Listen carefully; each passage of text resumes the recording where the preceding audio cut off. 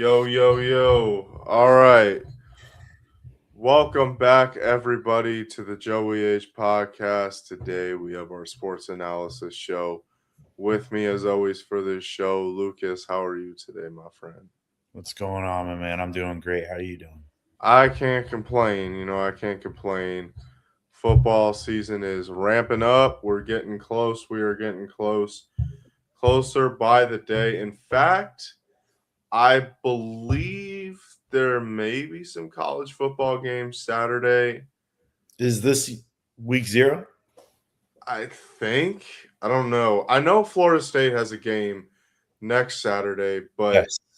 Yeah. but we Nebraska doesn't start till September 5th. So, it's different. So, a little different. But so we got a lot to get into, but we will get there. But first we should knock out, pun intended, UFC, um, Islam versus Ian Gary. Um, Now look, I'm gonna just say this. I'm gonna say this. It didn't live up to my expectation, man. I thought it would be a much more of an exciting fight. It really didn't seem like that. Did I expect Islam to win? Yes. However, Yeah. you know, you know, I'm a big fan of Dagestan. You know what I mean? You put Dagestan in there, man. Oh, you already know. I love Khabib. I love all those dudes, man. So Islam, you put him in with Ian Gary. I'm definitely rooting for him. But did I think he was going to win? Yes, but it just did not live up to my expectations. I thought it would be a lot more of an interesting fight, but for me, it just seemed like start to finish, it was domination from Islam. So, Lucas, do you think the writing was on the wall when Ian Gary lost to Shavkat Rakhmonov, or do you think this is more of an isolated incident? Honestly, I think this is a little bit more of an isolated incident. Fair enough. Because the loss to Islam Makhachev is a loss different from any other loss on that. I mean, he only has one other loss on his Yeah, record. A loss to a champion like that is a very different loss to a contender like Shavkat. Shavkat, yeah. Yeah. But I think this was just a lot closer than what a lot of people thought it was going to be. I think after like round 3, Islam kind of just, I don't want to say coasted, um, but definitely he was breathing pretty heavy by the 5th round. Yeah, I mean, you could say that. You could say that. I mean, look, am I happy that Islam got the win? So, Yes. However, but I will say, am I surprised? No, I'm not actually. I'm not surprised by how Islam fought. I'm not surprised by that at all. I You got you. know, like I'm more my disappointment, and look, Ian Gary's a great fighter, but my disappointment was with Ian Gary, really, mainly. Because I knew Islam was gonna do what he did. I Yeah. just thought, okay, Ian, how are you going to defend that? Are you going to keep this fight standing? Are you going to try to engage? Yeah. And I was like saying going into the fight, Ian, don't go to the ground with him. Don't. But that's the thing. Islam, am I surprised by how he did it? No, not at all. But I just thought Ian was going to put up a better fight by because I think Ian wins it on the feet. He does, but I I mean, mean, look, Islam didn't. knocked him down. Islam came out Islam did catch him with crazy a good one. quick. I can't lie. I can't lie. Islam caught him with a good one, but I will say, I think overall, I think Ian wins it on the feet, and I just felt like, damn, I like Ian was going to go for it. But I'm talking too much, Lucas. You know, are you where's your disappointment at? Um, I gotta agree with you, man. I'm gonna put it a little bit more bluntly. I feel like Ian Gary just didn't do anything. I think he had a little bit too much respect for Islam, Hmm. which is okay. Islam is definitely somebody to be respected in the octagon.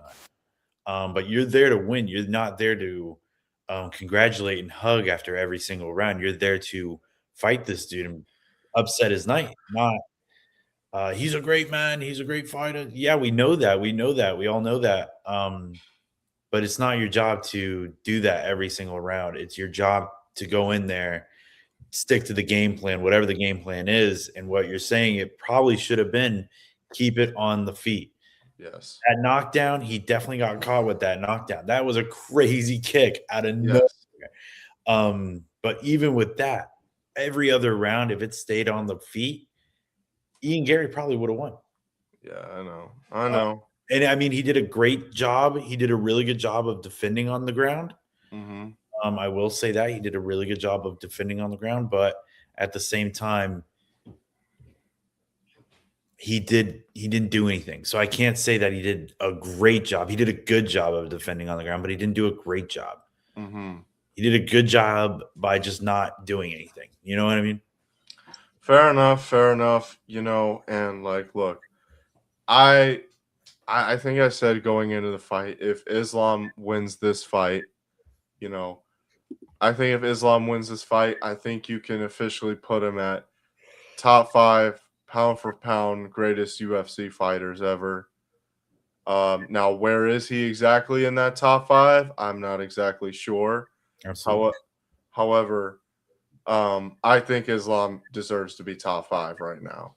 I think he's earned the right. I mean, we've seen this guy come from, you know, I think he started fighting right when the UFC got the Reebok deal in like 2015. Oh, yeah. 2016. I'm sorry. Yeah.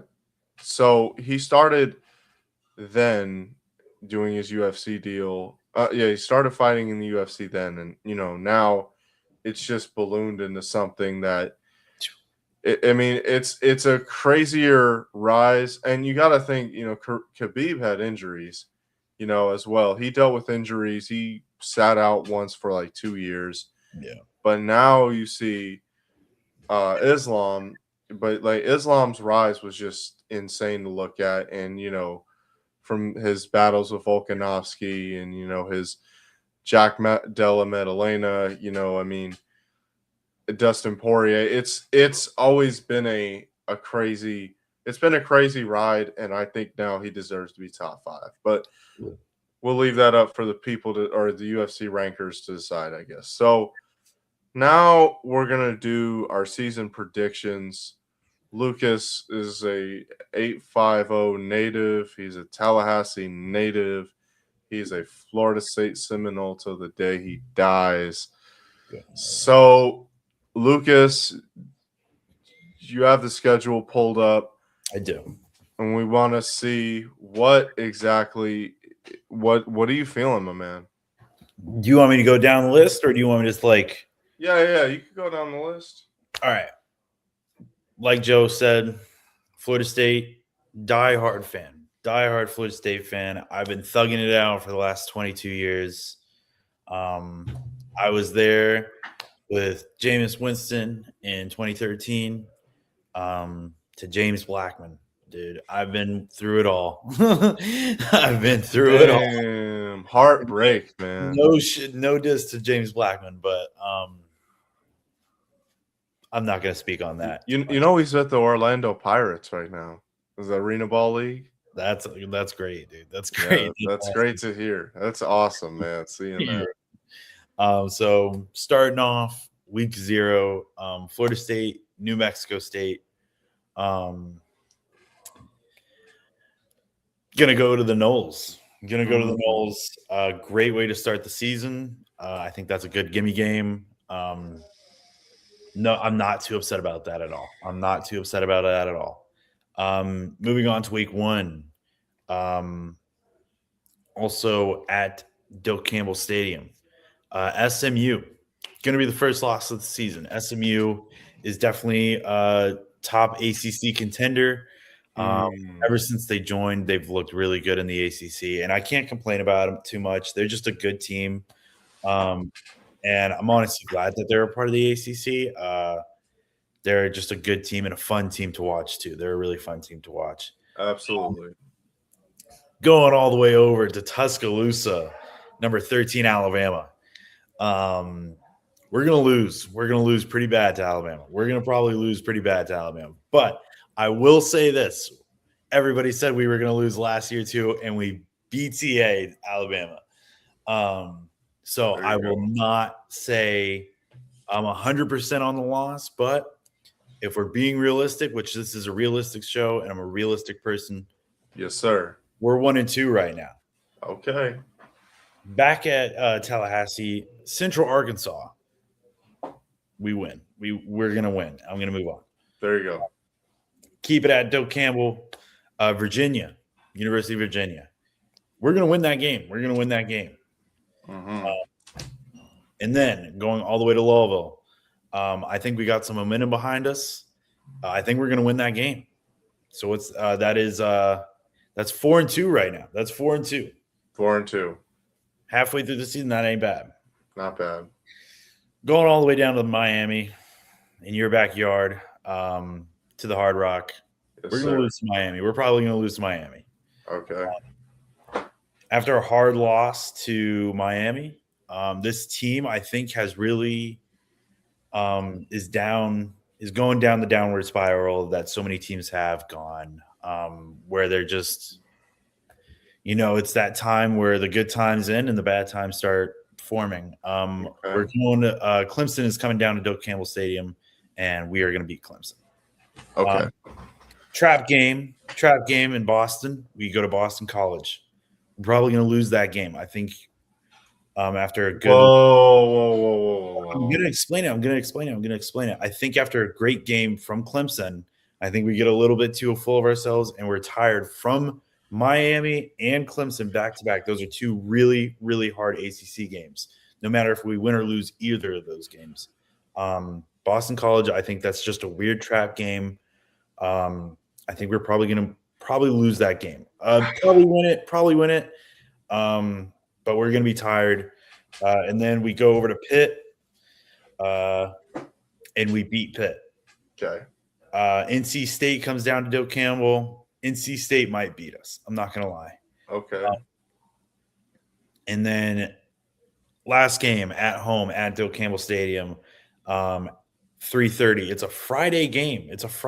On ABC. Yes, sir. Against our state rivals, Florida. Yes, sir. I got the Noles winning that one, son. I got the Noles beating Florida. Yes, sir. We don't look like the best team out there, but Florida really doesn't look that good at all. Okay.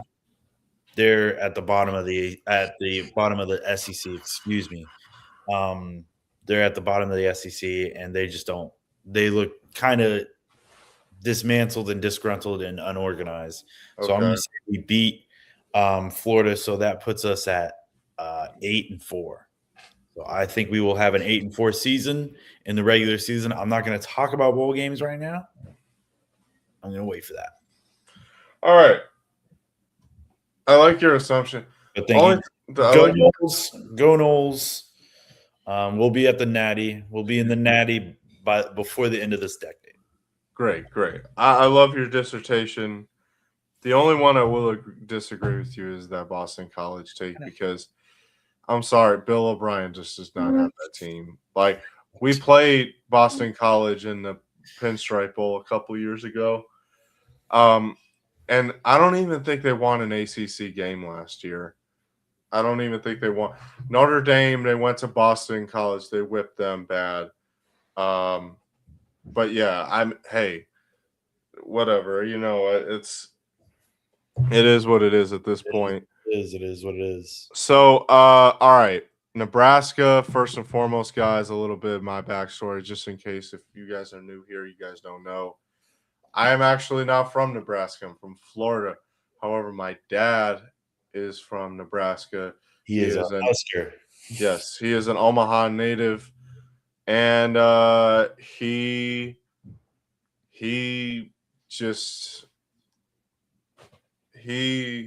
lives in Breeze. Yes, he lives in Breeze, and he got me as a youngin'. He got me swayed as a young boy, and I'm here. And I've been here for my whole life. And Lucas, fun fact, my mom is actually a Florida State fan. Yes, she is. And she tried, but she did not succeed. She did not succeed. And my grandpa's a Notre Dame fan, so I really grew up in a somewhat of a house divided, even though we don't play each other every year. But it's weird. It's a weird dynamic. If you guys know, there's a lot of history between those programs. Absolutely. During the 90s, a lot of people don't know about it, but during the 90s, Florida State and Nebraska ran college football. We certainly did. Now, and I have to say to anyone who, wants to talk trash about Nebraska, like saying, oh, like that's all you guys got out there. The Memorial Stadium is a big old stadium. It's all not necessary. Look, yes, it is all they got out there. It is. I'm not ashamed to admit that.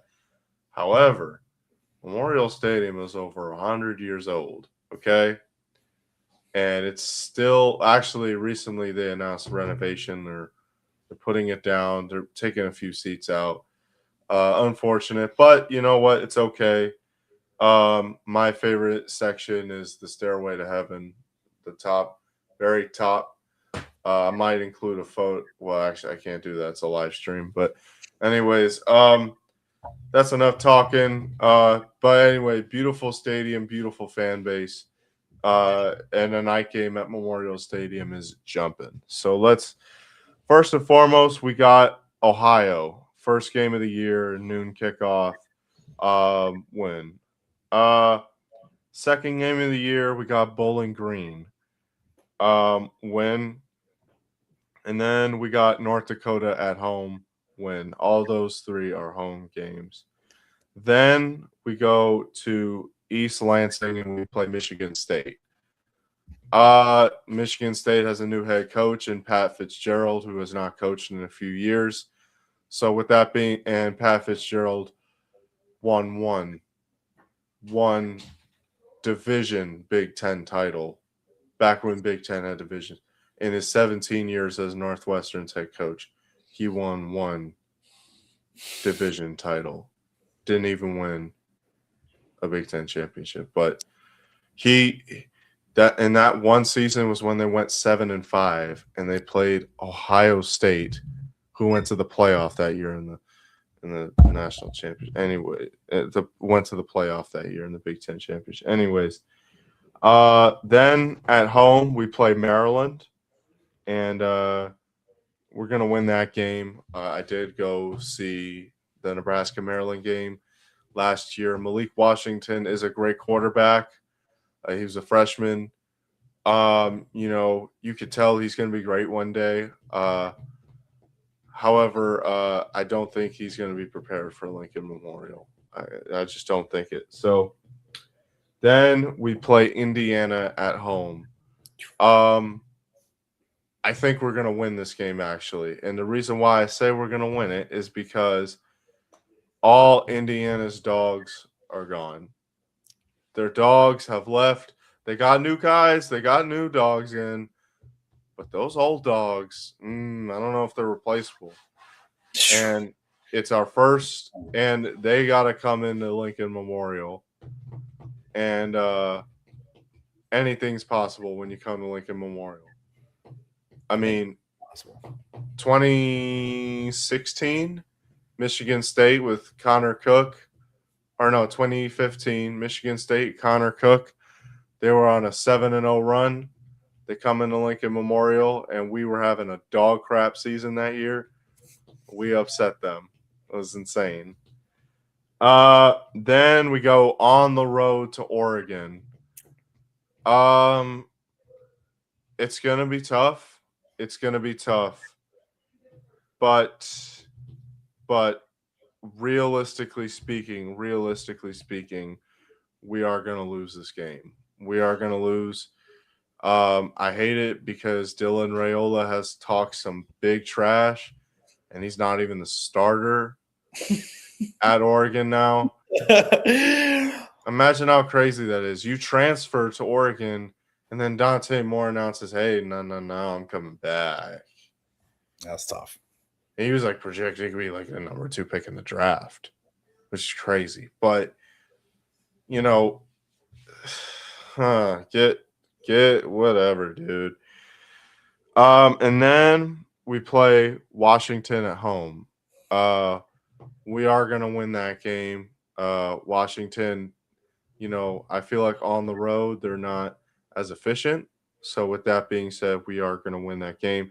So keeping track, we are at this point in the season, we are 1, 2, 3, 4, 5, 6. We are 7-1 so far in the season. And then a Friday night game, we go to Champaign, Illinois. We play Illinois there. And I think it's Brett Bielema's turn to – I think it's his turn to – it's time we get some get back on Illinois. I think we can do it with the guys that we have this year. Our O line is insane this year. I'm happy, and we're gonna do it. We're gonna win, and then we play Rutgers in New Jersey, and that's a dub. I don't even gotta expand on that. You know what I mean? I know what you mean. And then we play Ohio State at home. You guys know how much of a Jeremiah Smith fan I am. I hate saying it, but they're gonna beat us. They're gonna beat us, and it's. I mean, yeah, it's really. There's no way. There's no way. Like I don't see us winning this game, and it's unfortunate, but Ohio State's they're on a tear, man. It's crazy. And then we go on the road to play the team out east. I'm not going to say their name. It's the last game of the year. It's the Heroes game. The dirty black and yellow team. The dirty black and yellow team. And it's a state with 4 letters on it. I'm not going to say their name at all. And we're going to put belt to them. We're going to give them the belt. So, with that being said, I think we have the making to carve out a great 10-2 season this year. Absolutely.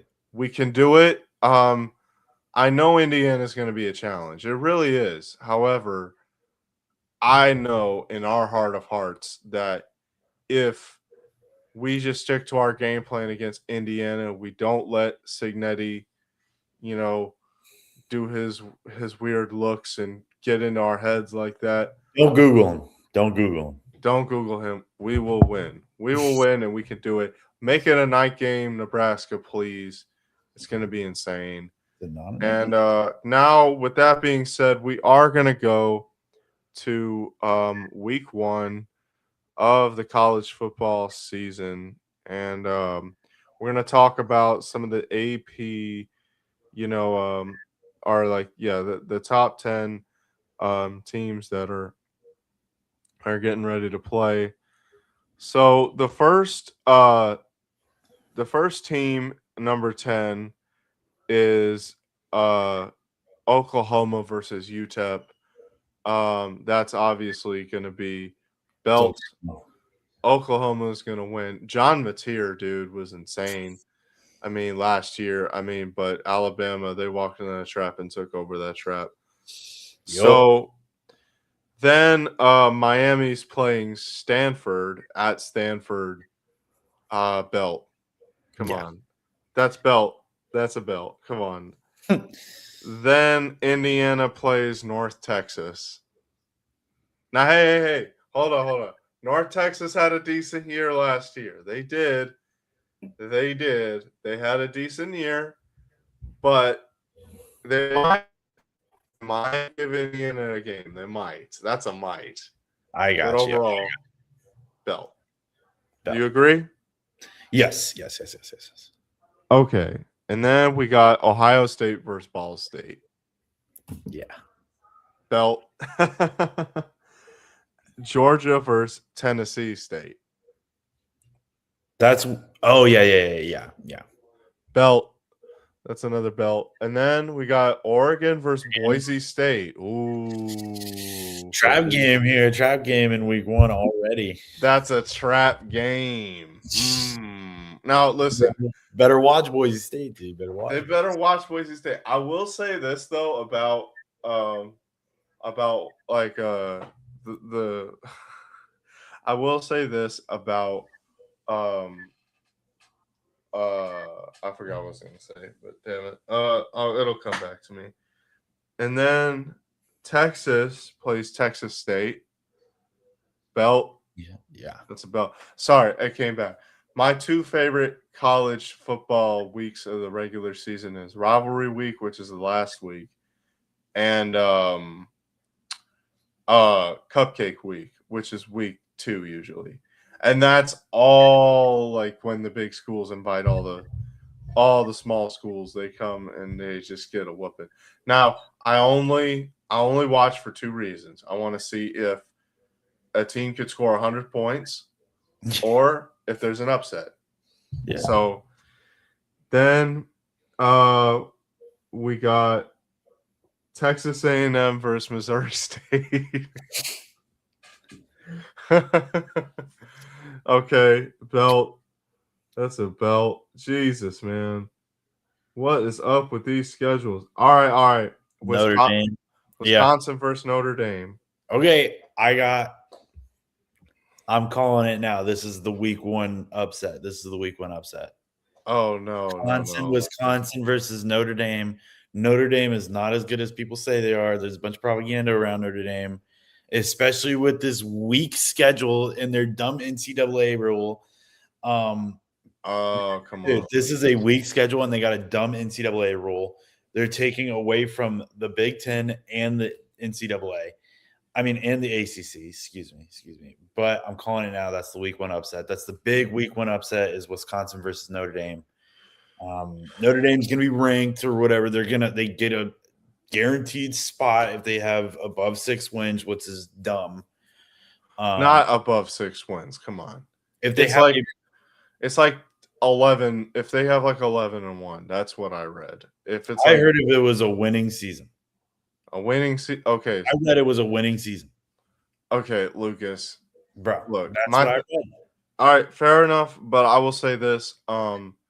Everyone complaining about Notre Dame. I'm gonna just say this. To the victor goes the spoils. Finders, keepers, losers, weepers. They were here before you. Cry about it. So they're not a part of a. Yeah, to the victor goes the spoils. Cry about it. So you got to be a part of something to be a victor, bro. Exactly. That's why they're scared. They're just scared. They're just scared little babies. They're playing Miami this year. Don't say they're scared. So are we. We play them every year. I don't know what you want me to tell you. Okay. I mean, and they're also playing SMU as well. So, yeah, no, Lucas, I get it. They take from the ACC and the Big Ten the most. But Lucas, to the victor goes the spoils. They were there before a lot of these college programs. They were there before it.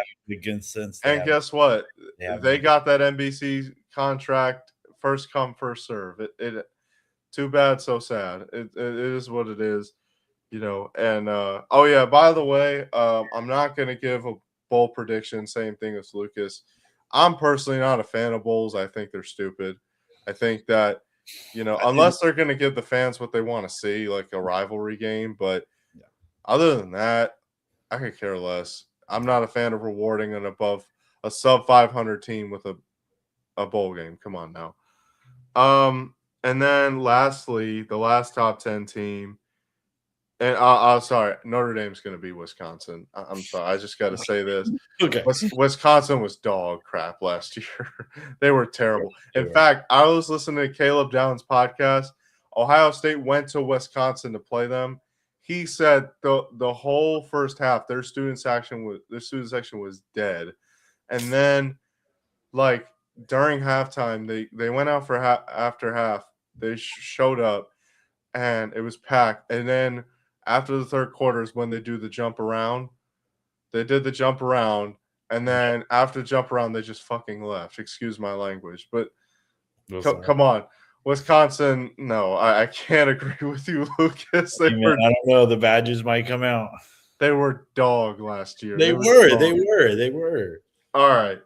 Then last but not least, Ole Miss plays Louisville in Nashville. Tennessee. Oh yeah, that's gonna be a great week one game. Yes, I have Ole Miss winning because y'all know I'm a fan of Trinidad Chambliss. If you don't know, I think that I'm glad he's back too. I'm glad he's back. I am glad he's back too. Definitely give him the opportunity to run it back because they can. They definitely can, and they're close. They're close. They don't need Lane Kiffin. They don't need Lane. They don't. Also, speaking of the devil, Ole Miss plays LSU this year, and that's going to be a very fun game. Week 3, right? Week three at Ole Miss. That's going to be insane, dude. It's going to be wild. I'll just say this, bro. I think I told this. I think I told the story of the what's it called, the Kobe's food poisoning game. Yeah. On here when the Sacramento. Yeah, you told that story. Yeah. So my advice to LSU: go to Memphis and then just drive down to Oxford for the game, the day of the game, and then just drive back to Memphis after the game and leave. Don't stay in Oxford. Don't do it. Because some Ole Miss might try to put some crazy in a bacon cheeseburger like they did to Kobe. But hey, who knows? Who knows? Sam Levitt might go off. He might have his own food poisoning game in that hot ass Mississippi sun. Who knows? But yeah, I'm joking, by the way. I don't want that shit to happen. Excuse my language. Anyways, I do think Ole Miss is gonna win in Nashville. Me too. Louisville, I'm not convinced. I'm just not. They did beat Miami last year. That was great, but Lucas, though, what are your predictions? What do you think? Yeah, I got Ole Miss winning over Louisville. Like you said, I'm just not convinced either. I got to see them to play, obviously, but yes, we'll see. I got you, my man. I got you. All right, well, guys, thank you guys so much for watching this episode. It was definitely crazy, and we got a lot going on, and football season is starting up. But guys, just let's all how do I say? Let's live the best day to our the best we can. Let's just try to live our lives the best way we can. Don't tempt fate. Keep praying. Keep keep just being good, man. Just treat everyone you meet with kindness. Always have respect for others. Always treat others the way you would like to be treated. You know what I mean? If you guys did not listen to anything in this show, please listen to this. If we've made you guys laugh, that's our job. That is, that's what we hope to do, and that's what we aspire to do. And we appreciate you guys watching us. But Lucas, with any final words? As always, like and subscribe. We enjoy doing this for y'all. Just be good. Like Joe said, just be good. You help somebody, you help everybody. So just be good. Just be good. Have a great rest of the week. Tomorrow's Friday. Almost the weekend. So everybody have a great rest of the week. Most definitely. Well, guys, thank you guys for tuning in, like Lucas said. And don't forget to like and subscribe, like Lucas said. We're out, guys. Peace out. Have a great weekend.